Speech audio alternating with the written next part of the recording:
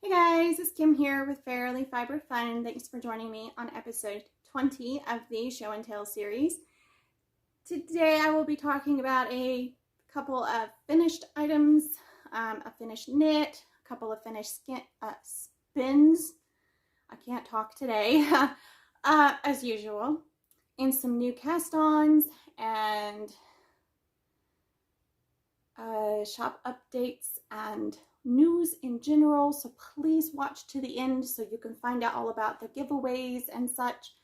Yeah, we have a pretty packed show and I'm trying not to let it get too long, so but before we jump into it, I did want to say welcome all new subscribers and welcome back if you're a returning viewer. If you have not already, please do hit that subscribe button. I really want to do the live videos with live chat.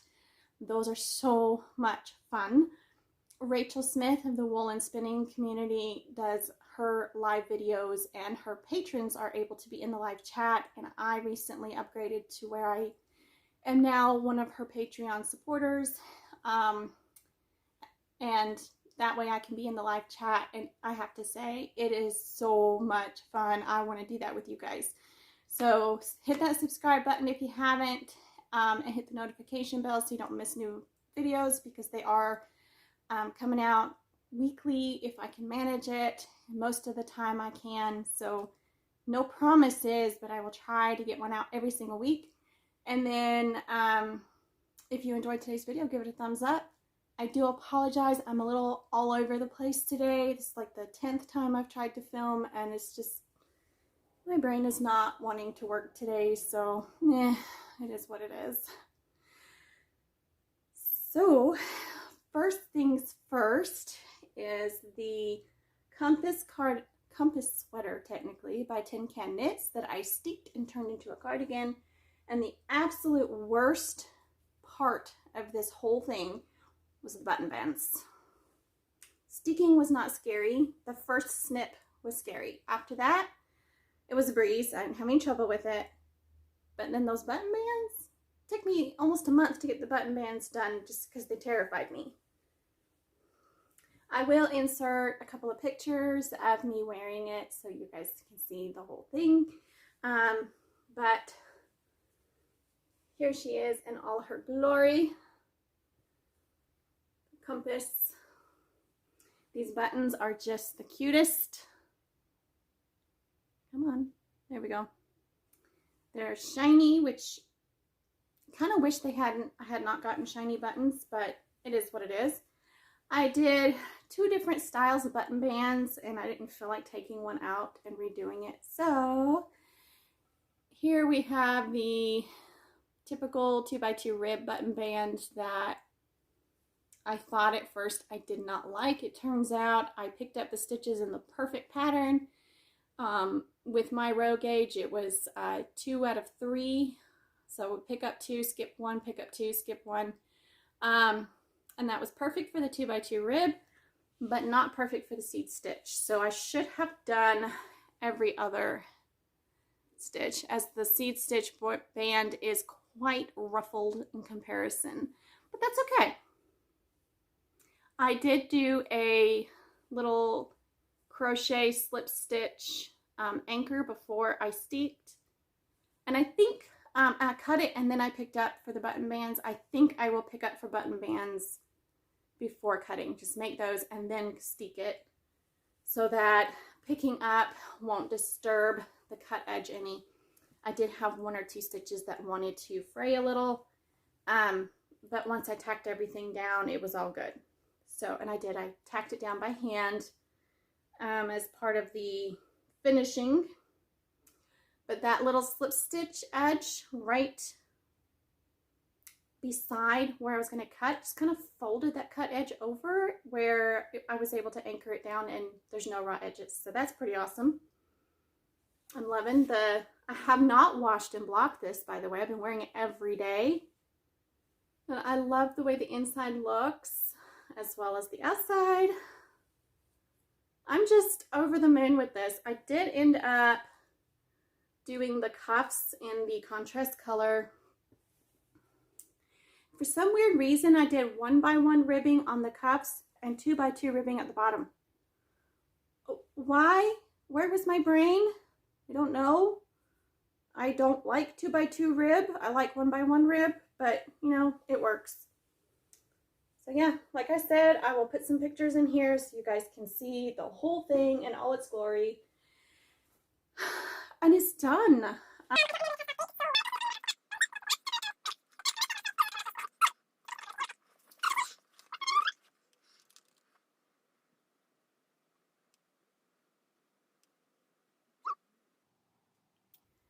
Okay, so I spun the gradient dyed roving.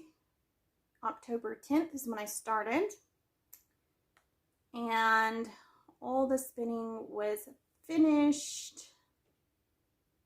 And I immediately cast on. So now I need to find my projects and pull that up. Come on. Sometimes my mouse doesn't want to do. Okay, so I cast on November 23rd, and it was completely finished on January 16th. So I am really, really happy with it. Delighted to have it done. And like I said, I've been wearing it every single day. I have cast on a couple of other projects. I finished spinning my gradient socks. I call them my emotionally healing socks. Emotionally soothing sock spin, whatever you want to call it. So it's my Flame Lily colorway that I made when I first started dyeing years ago. So I ripped the sock out. I was like this close to the end of the toe, and I had a ton of yarn because I had started with a different yarn, a commercial sock yarn, and I didn't like the cuff. So I ripped the whole thing out and started over, and I'm just going to knit this yarn, and if I run out, I figured I have other hand spun yarns, I have commercial yarns, I got plenty of scraps. I can just finish the toe if I need to, but this will be, I'll be happier with this. So I'm back to the cuff, and that's it. Annoying, but you know, I still have the other half to spin for the other sock. So there's that. And then I did cast on the Shift by Andrea Mowry. It is a cowl, and I am using Sadie's colors on Eider top. It's a German mutton sheep wool. The sheep, they tend to stay out on the dikes, and there's lots of stormy weather through there and salt spray and everything, and it is considered a very weatherproof wool, which intrigued me. So that's what I currently have listed in my shop, is all the hand-dyed braids of wool are all Eider top, and it is a delightful fiber to spin. I was really amazed. It's supposed to be a long wool, but it behaves more like a medium wool, and it's quite crimpy. So I enjoyed spinning this very, very much. It's surprisingly soft and lovely. It's got some good tooth to it, but not too much. And I dyed up a royal blue to match, to go with. And I'm kind of wishing I had done it a little bit less of a contrast. It's a little darker than I like, but the fabric is gorgeous. Look at that. I will be reversing the colors about halfway through. So, and I dyed up two different braids of this blue. Man, the camera is really blowing this up into a really intense blue. Like, they look almost the same. That's a little bit better over here. Somewhere you can see something more. It's not this intense.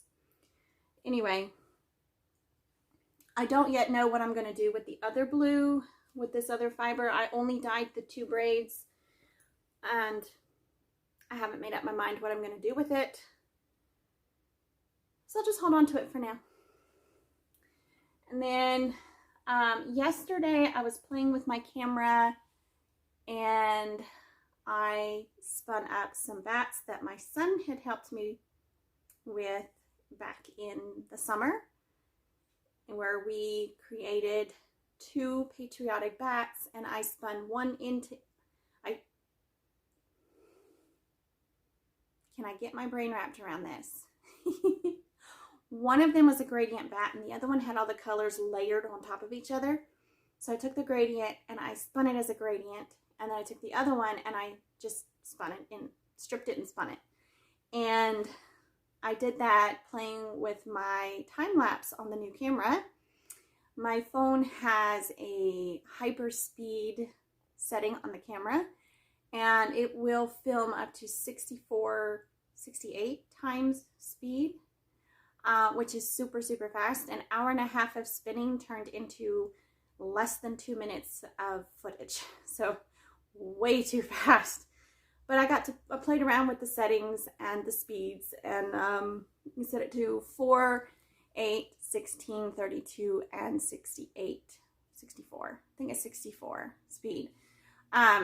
So there's a lot of cool settings there, and that's kind of fun. So I will have that video out on Instagram, IGTV, in the very near future. It's supposed to go out this week. So we'll see which comes out first. But I'm really pleased to have this done. I haven't skeined it yet. Obviously, it's still on the bobbin. But I really enjoyed spinning it. Spinning, plying, everything took about 2.5 hours. Not bad. It's about 2 ounces of fiber, maybe. And I spun it thicker than I normally do, and it just flew. So I probably didn't need the time lapse setting on the camera. I was spinning pretty fast. So I'm jumping around here. I apologize, but that's the end of that spin. I have one more spin to share with you, but before I do, I forgot to say something. So Sadie's colors. I had dyed up 8 braids. 1 I kept, 1 I sent to Sadie, 2 have gone to a new home, and there are 4 left. So you can still get 1 or 2 of these braids if you hurry. They're going quick, and they're gorgeous, and they're amazing, and the colors are divine. You won't regret getting one. Oh, what is up with my ear? Okay. Now that was the fiber I had dyed up and sent to Sadie for the swap. She had sent me some fiber, and you've been seeing it this whole time. It's been teasing you. So this was the original colorway of one of the fibers she sent to me. And the camera is like really picking up these colors and making them much more intense than they are in real life. Anyway, it's a gradient and a kind of a peachy pink to almost red. It's really pretty. It's not a color I wear, says the woman wearing the same color. It's not a color I wear very often, and so I wanted to create a yarn that I could actually use and enjoy. So I toned down the color by adding green. Now, rule of thumb is if a color is too bright, you look at the color wheel and choose the one on the opposite side of the wheel as the color you have, and you blend a little bit of that opposite color into your fibers to soften it, to tone it down. Kind of, if you add equal amounts, it would make a brown, so you just want to add a tiny, tiny bit. So I did that, and then I wanted a moodier, deeper, darker color, so I added black alpaca.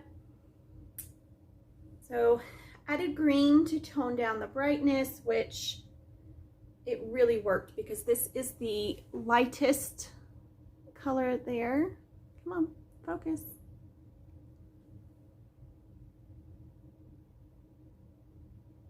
It's not wanting to focus.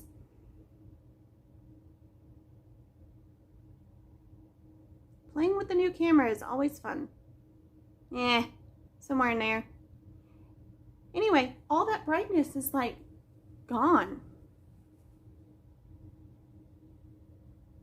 Here we go.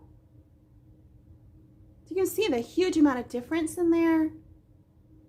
And then putting the black, I'll throw on a picture of before I put the black on it, the comparison picture so you can see the different stages.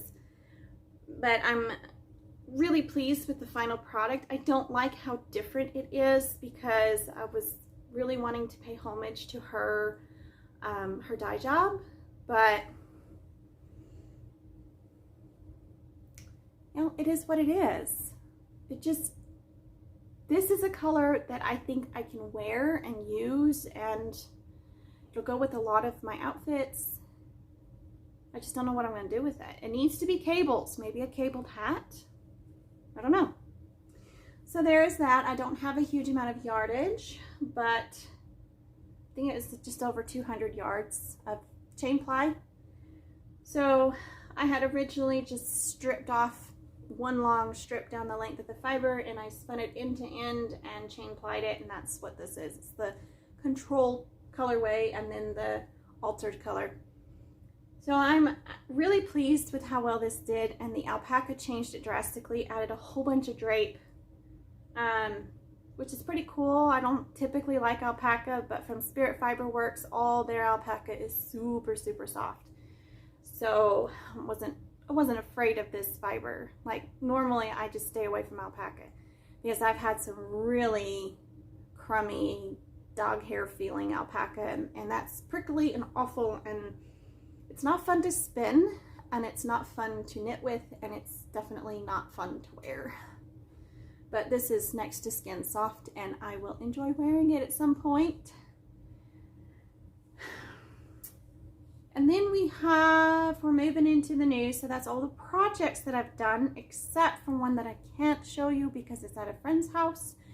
So every other weekend while the kids are at their dad's, I go to my friend Daina's house. She is partnering with me in my business.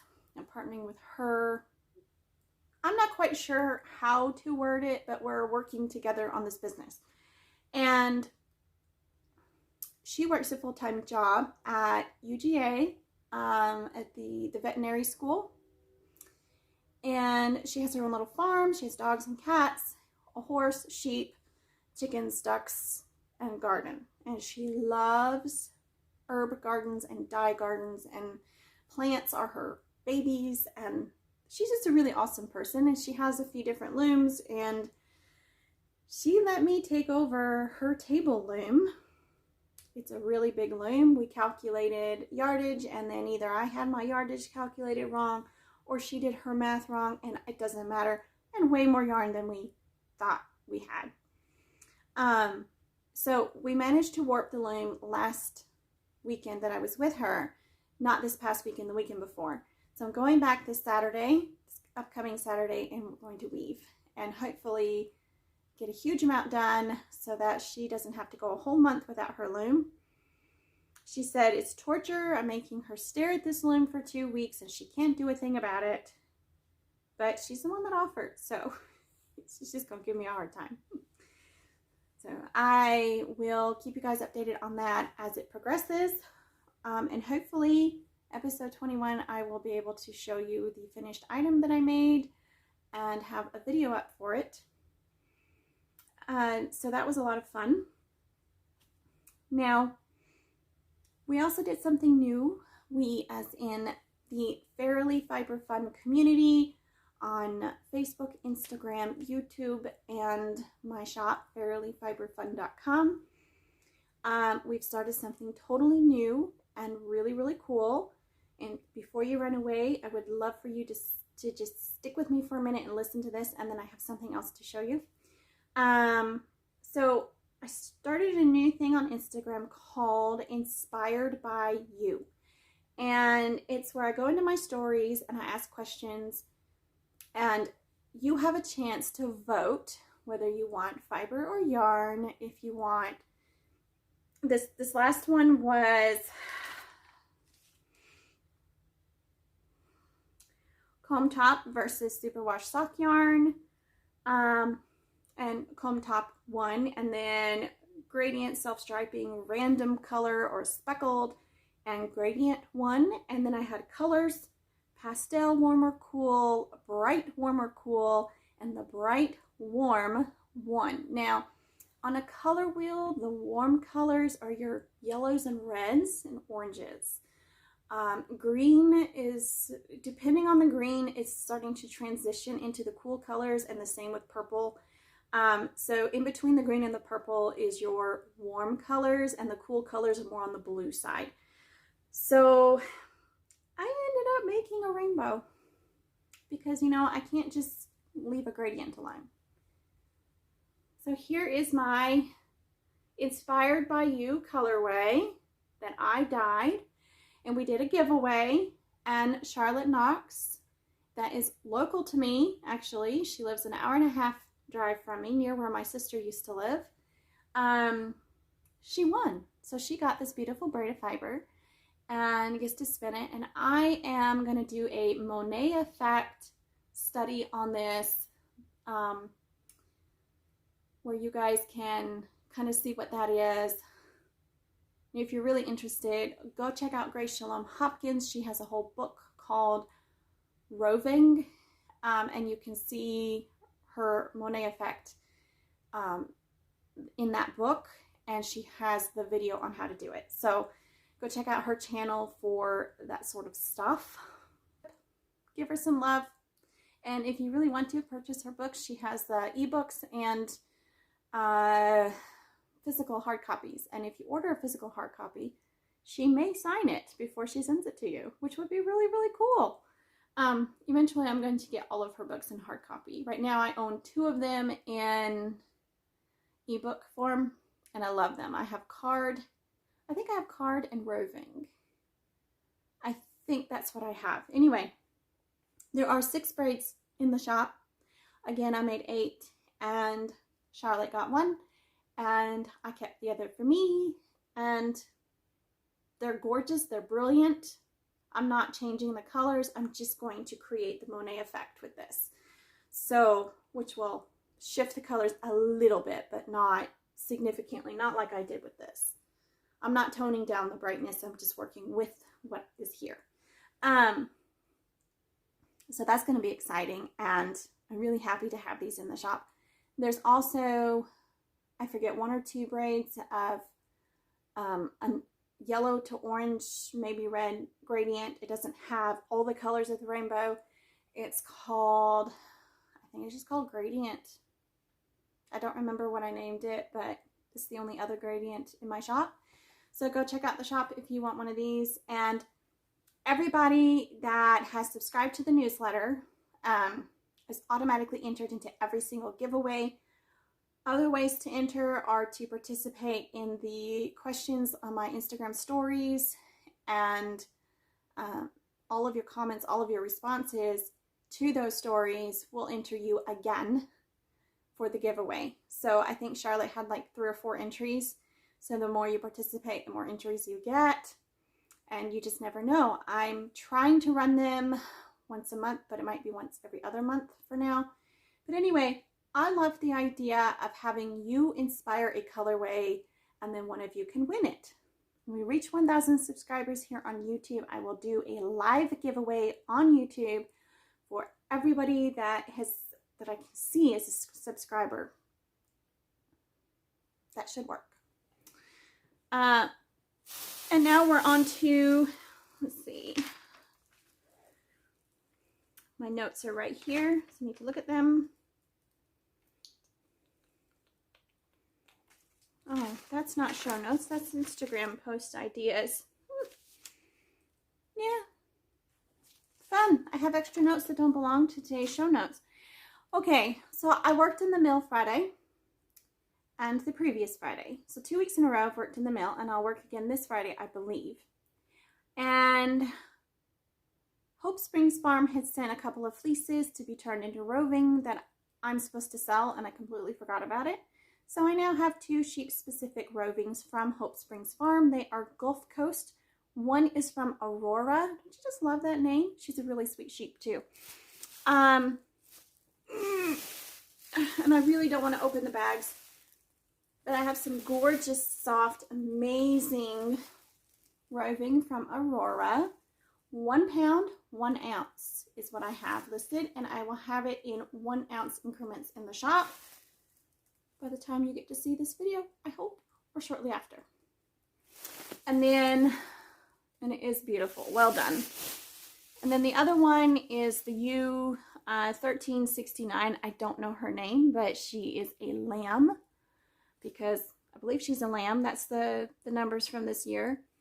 And she's 1 pound, 3 ounces. So this is her. And I don't have, I'm going to open this one.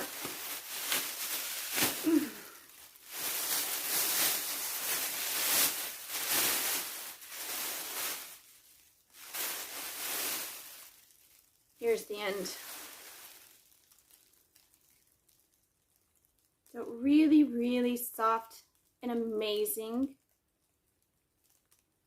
from 1369. And I actually am not tying the bags closed. I am slipping the whole bag through the hole in this little card. So that just keeps everything organized a little easier to manage. So 1 pound, 3 ounces of this one and 1 pound, 1 ounce of Aurora. These will be listed separately in 1 ounce increments, and they are both Shave 'em to Save 'em qualified, but you have to let me know if you want a sticker because I'm not automatically going to put that in there. Just because not everybody is part of Shave 'em to Save 'em. So if you get a 4 ounce increment of this, I will probably shoot you a note asking if you need a sticker, unless you just tell me and then I will send it automatically. Okay. That's the shop updates.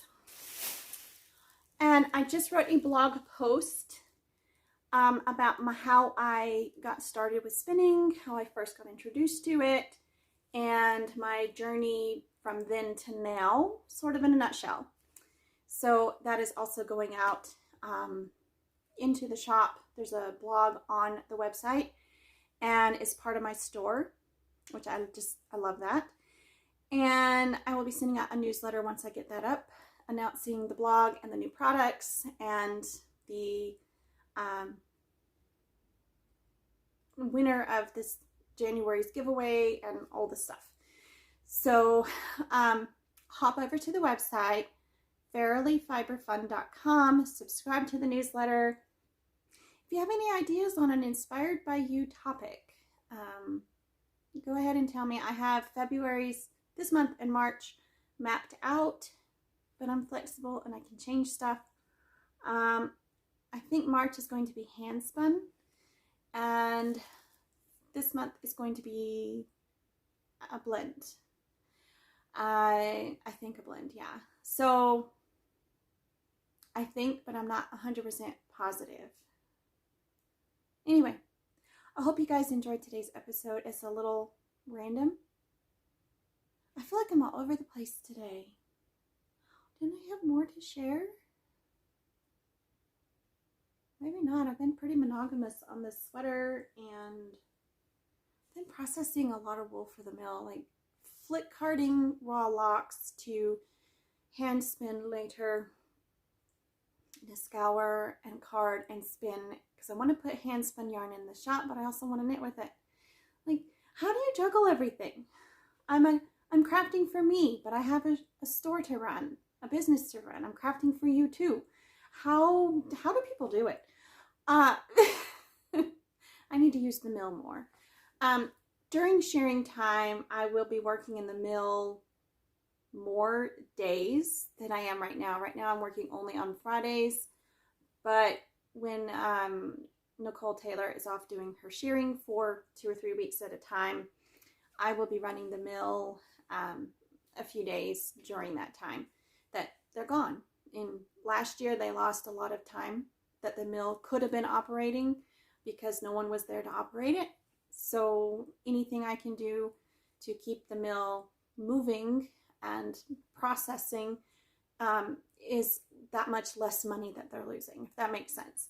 So, but during that time, I can process some of my own stuff. I'm really excited about that. So I've got work to do. And other than that, that's about all I have to talk about. The Clun Forest Bats, Shamrock are all in the shop. I feel like this is not much of an episode. I thought I had more. I think I had more last time. Anyway, have a good day. Thank you for hanging out with me and putting up with my random brain all over the place. And I will see you next time. Bye.